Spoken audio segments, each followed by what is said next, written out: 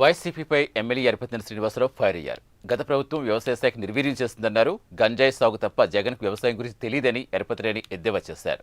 మళ్లీ వైసీపీ అధికారంలోకి వస్తున్న జగన్ కలలు కంటున్నారని విమర్శించారు. అసలు మీకు ఏ పంటలు పండుతున్న రాష్ట్రంలో ఎన్ని హెక్టార్లో ఏ పంట విస్తీర్ణం చేస్తారో ఇతనికి తెలుసా? ఈ సంవత్సరాలు ముఖ్యమంత్రిగా పనిచేసిన వ్యక్తికి కేజీకి క్వింటాల్కి తేడా తెలుసా? క్వింటాల్కి టన్నుకి తేడా తెలుసు? ఇతనికి ఏం చేయాలి మాట్లాడుతున్నాడు. నీకేం తెలుసు? 1920 మధ్యనికి గంజాయి సాగు తప్పితే వ్యవసాయం సాగు నీకు అని తెలుసా అని అడుగుతున్నాను జగన్మోహన్ రెడ్డిని. గంజాయి సాగు మాత్రం నీకు తెలుసు, ఏం తెలియదు.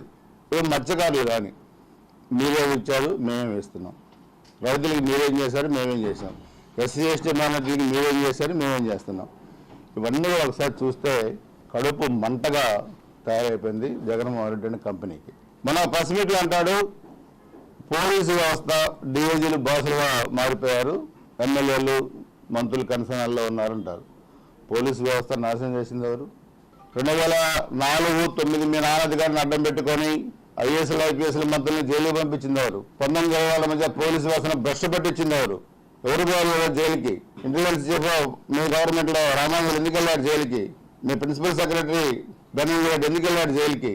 అసలు మీకు ఏ పంటలు పండుతున్న రాష్ట్రంలో ఎన్ని హెక్టార్లో ఏ పంట విస్తీర్ణం చేస్తారో ఇతనికి తెలుసా? ఈ సంవత్సరాలు ముఖ్యమంత్రిగా పనిచేసిన వ్యక్తికి కేజీకి క్వింటాల్కి తేడా తెలుసా? క్వింటాల్కి టన్నుకి తేడా తెలుసు? ఇతనికి ఏం చేయాలి మాట్లాడుతున్నాడు. నీకేం తెలుసు? 1920 మధ్యనికి గంజాయి సాగు తప్పితే వ్యవసాయం సాగు